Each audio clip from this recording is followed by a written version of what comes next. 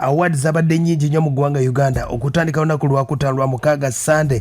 Awards zabadde nnyingi, twabaddeko ne high people, twabaddeko ne Janzi awards zabadde zatandise lwa mukaaga paka olunaku lwa Sunday, era ng'enteekateeka eno yatambudde kuva side z'ekkololo okuba ate nga baagabidde abantu 300 mu nominations basobola okuba ate nga bafuna emitwalo gyali 7.5 abasobola okuba tebateekayo nominations zaabwe, naye abantu 300 basobola okuba ate nga basunsula mu award ezo zasobodde okuba ate nga zigenda eri bannabitone n'abawandiisi b'ebitabo b'amaanyi mu ggwanga Uganda n'abayimbi ab'enjawulo. Wadde nga byonna byasobodde okuba ate nga bitambula, emboozi esobodde okuba ate nga ebyetisse, ye mukyala gwe bayita ya Spice Diana avuddeyo n'awakanya ebyo nno ebyokuba nti nga Azawi yasobodde okuba ate nga amusinga. Byazze bitya, sooka olinda owulire embeera nga bwesobodde okuba ate nga etambula. Awards zino bazita Janzi awards, era nga bannaffe aba UNCC be bazirimu enteekateeka, oba oliawo gavumenti yasobodde okuba ate nga eziteekateeka akadde kano. Nga bwe byatambudde, Outstanding Children Playbook eyasinze okuwandiika akatabo akakwata ku baana, akatabo bakayita Namulanda, omukulu bamuyita Walabye Kimagoba yawandiika akatabo ako. Outstanding Non-Fiction Writer CPM Katikkiro Charles Peter Mayiga. Outstanding Cartoonist Award Jean Spire Sentongo. Comedy Award bamuyita Uncle Mo Kiboneka. Ate nga Traditional Medicine Award bamuyita Professor Patrick Ogwanga eyaleeta akalagala kali ke bayita Covidex. MC yasinze MC Cats Outstanding Song of the Year Pierre Pounds oli bayita Two Party banji ne bawakana. Western Artist Ray G Emerging Artist asinze okuba akajja omuyimbi upcoming akikubye bamuyita Zex Birangirangi. Dance Group esinze mu Uganda mwaka gwa 2021 eva Masaka Kids Africana. TV drama muzanyo gwe baguyita Baguma. Ate nga Video Award yagenze ku video gye bayita Two Party. Audio producer bamuyita Nesimo yasobodde okuba ate nga agirya. Omibo Gospel yasinze bamuyita Levikson. R&B Star yasinze bamuyita Liam Voice. Ate nga Wakadonka mu bayita Wile Mukabya. Ate nga app yasinze okukozesebwa ku internet bagita Afro Mobile. Outstanding Performer Shiba Kalungi. Ate nga Afro Zuko ba B2C. Ate nga Entrepreneur Artist asinze Bobby Wine. Ate nga Male Artist of the Year bamwita Palazzo. Female Artist bamwita Azawi. Album of the Year African Music Azawi. DJ Slick Stewart and Loja. Ate nga Viewers Choice Award Eddie Kenzo. Awono omukyala gwe bayita Spice Diana kwe kuvayo ne post ey'amaanyi nasobola okuba ate nga abakulu bana bajjanza awards yasobodde okuba ate nga abatabukira n'ababuuza award zino mwazitegese naye lwaki mwapapye okutuuka awo mu wiiki 2 ne mutegeka award ne mugabirawo mukadde ako keekamu ne beebuuza mu mukikola mutya. Bannaffe abajjanza awards nga bw'omanyi nti omukyalo ono Spice Diana yabadde avuganya Azawi. Abadde bavuganya Azawi kubaddeko Palazzo, Eddie Kenzo, Shiba Kalungi n'abalala. Nenga Spice en award yabadde agyagala nnyo. Yasobodde okuba ate ng'agenda ku Facebook ye n'abuuza bannaffe abajjanza awards buno bwaka bwammwe lwaki mwayanguye okutegeka awards zino mu wiiki 2 mwabadde mufa kiki kye mubadde mugezaako? Lwaki mwagamba nti abantu balonde ate nga muyinayo akakiiko kammwe ak'okusalawo eri abantu? Wano nayongerako ekyokusatu, njagala okuba ate nga nkulisa bonna abawangudde awards zonna, naye njagala kumanya bakozesezza mulamu aki oba criteria ki emitendera gye bayisizaamu okuba ate nga balonda Artist of the Year. Wano wategeereza nti Azawi yali badde tagwana award eno. Ate nayongerako n'agamba nkakasa nti waliwo bangi nnyo abali badde bafuna award eno. Spice bannange, Spice Diana omwaka guno bwe gaba mazima, Spice Diana luyimba kiro oyinza okuteeka ku Azawi. Azawi ina album esobodde okuba ate nga etambudde. African Music esobodde okuba ate nga etambudde. Akadde kano olutalo lubadde wakati wa Spice ne Shiba, kati akadde kano Spice alwolekereza omukyala gwe bayita Azawi. Ensonga zonna beebuuza lwaki award yagenze wa Azawi ate ye nga talina byayimbye. Spice ye bwategeeza nti award Azawi yabadde talina kuba ate nga agifuna. Tumbudde nga tukyagenda mu maaso na awards zino ezasobodde okuba ate nga zawudeyude mu bayimbi ab'enjawulo nga bakomplaininga nga bagamba nti award zino oba obwerufu bwasobodde okuba ate nga bwabuzeemu. Abamu nga basobodde okuba ate nga bakomplaininze, naye nga abakomplaininze beba oba oli awo batafunye award mu mbeera nga bwetambula. Nga tugenze ku High People Awards zaliyo olunaku lwa mukaaga ku Still Hotel era nga zino zaali za mulundi gwa 10. Artist of the Year yakirya Eddie Kenzo, Africans number 1 Eddie Kenzo, Song of the Year Eddie Kenzo Sango ne Martha Mukisa, Digital Music Queen Shiba Kalunje, ate nga video yasinga Munderi Maureen Nantume, Breakthrough Artist bamwita mu Voice, African Best Actor yasinga Rayvanny, akayimba kali ke bayita Mama Tetema, ate nga Contemporary bamungamba Bettina Fase ne Agent.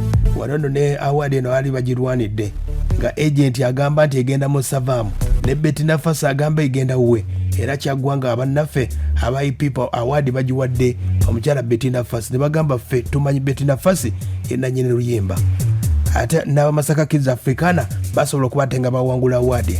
Dance group yasinga mu ggwanga Uganda, awondo zezimu ku award zasobola okubatenga zitambula over the weekend nga tugezeeko mu zabannaffe wano empaka zibayita Royal Gospel Music Awards 2021 zasobola okubatenga zatambula. Bannaffe aba Spirit TV be basobola okubatenga basiteeseteese nga Best Collab yasinga olulimi balita Mbeera, ate Song of the Year Mbeera, Levixon Male Artist of the Year Artist of the Year Levixon ya Johnny K muwandiise yasinga, ate nga waliwo gwe bayita Best Time yasinze Lifetime Achievement Pastor Bugembe, ate nga Artist of the Decade asinze okukikuba mu nyimba za gospel emyaka 10 egiyise bamwita Exodus, ate nga worship song olusinze bamwita Twin Herbert.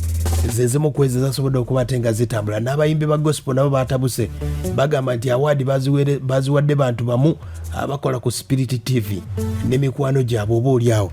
Kati nno nga bwe nakutegeezezzaako nti ku mbaga tekubula musiiwuufu poliisi yasobodde okuba teyataasizza omukulu gwe bayita Kiweewa, Gerald Kiweewa, abadde bamubanja bamusanze ku stage ku mpaka ze bayita Janzi Awards. Waliwo upcoming nga bomanyi jo oyandooza jjukira emboozi ya mukulu Gerald Kiweewa gye twayogerako. Waliwo upcoming byasobola okuba ate nga agatta ne bakola ekibiina babayita bannansi, kati babadde baperforminga. Nalabyemu mwabaddemu omukulu bamuyita Bide Kasodde, mwabaddemu n'abayimbi abalala b'enjawulo, mwabaddemu na upcoming, mbaddemu mulaba bulabi naye nga simanyi oba muyimbi bamuyita omukunja atasera. Omukulu oyo yavuddeyo n'alwana ng'ayagala kukuba Gerald Kiweewa, era emboozi yonna nga wesobodde okuba ate ng'etambula wadde nga security yabadde tight nnyo yali ekkololo. Bapocoming banoonya amannya naye baaba kati ye kyamutabudde agamba nti Gerald Kiweewa yababbako $1,000,000 bwe bagenda wa General Salim Sale. Kati wano yaddaamu abyawulira.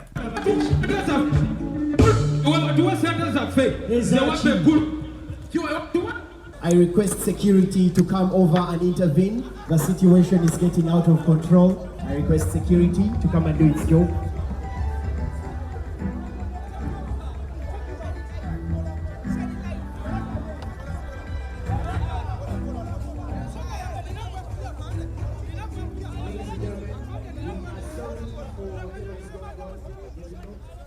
Ye mwana mulenzi oyo nga bomanyi nti abayimbi abamu naye bamukubye zamuyiseemu panji light basobodde okuba ate nga ne Kiweewa adde mu maaso g'abantu nga bayimba nno.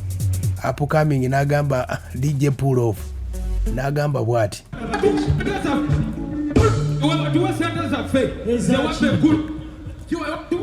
I request security to come over. Security neeyingirawo we yayingiriddewo awo kwabadde lutalo lw'amaanyi gwe wulira.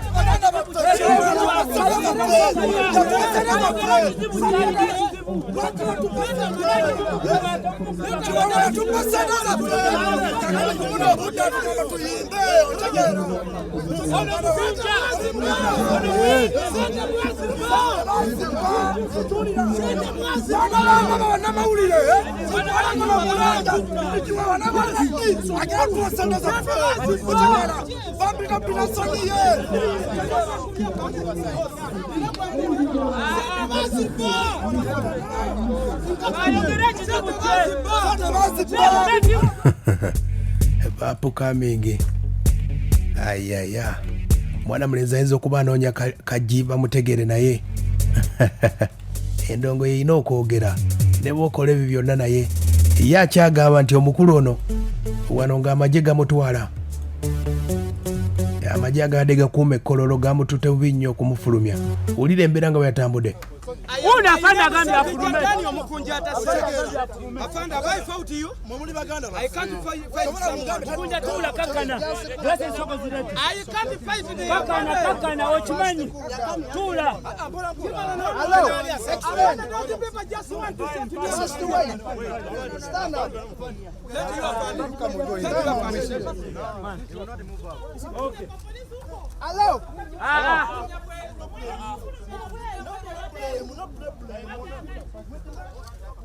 We fighting the police agencies. Just cool down. I'm down, Afande.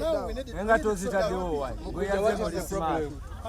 Now the issue is like this. Afande, can you listen to me? Afande, the problem is like this. Okay. For me, whatever you say, that's what I go with. Have I fought anyone? Jogera amazima abantu mwakowa amazima abantu bagakowa. Kiweewa milioni 10 yadduka nazo. Fina amasanyalaze bazze mu ghetto batugyeko bukabito obutono bwe tukozesa nti bagenda tuwaloni. Balina milioni yange mu emitwalo 18 yali ekola business. Bababuze baba tebasirina kitegeeza nsembe sibako. N'abaana abalala bangi bali eyo bakaba tebalina gegamu kwago bagamba kumbaga tekubula musiwufu oyo nno yasobodde okuba ate nga abikola nga aswaza omukulu Gerald kiweewa ng'agamba nti yababbako milioni 10 okuva wa Jerusalem Sale. Afrima Awards nazo zabaddeyo olunaku olwajjo bazitume zibayita Flavors of Africa. Ennyimba ezasinze okuba ate nga zasinze mu Africa. Omusajja gwe bayita Wizkid yasobodde okuba ate nga afunayo award 3, Artist of the Year, Song of the Year ne Crossing Border Song olwasinze okulukuba West. Omusajja yasinze okukikuba mu West Africa bamuyita Gold, ate nga female bamuyita Simi, ate nga Mary yasinze Diamond Platinum, female bamuyita Nandi, Fally Ipupa, ate nga African Group yasinze African Group bagiyita Sauti Solo, ate nga Best Female Rapper bamuyita Boomshell Grenade, ate nga Male Rapper bamuyita Olomide. Song of the Year akatem ne Justin Bieber, Video of the Year video ya Fally Ipupa ne Diamond Platinum. Ate zezemu kwe enteekateeka asobodde okuba ate nga award bwe zasobodde okuba ate nga zitambula oba oliawo nenge empaka za Jazz Awards ne award zonna gwe zasobodde okuba ate nga zitambula. Kino kiddamu kutegeeza award ezisinga okutegekebwa mu mawanga ag'enjawulo bategeka award nga bamanyi abanaawangula oba oliawo. Olwolumu abamu babateekako pressure ne bazibawa ku mpaka nenga award ezisinga okutegekebwa olwolumu babeera balina abawagizi baabwe oba oliawo abamu babeera bagala audience y'abantu abo bayingire mu award ezo zifune relevance mu mbeera eyo.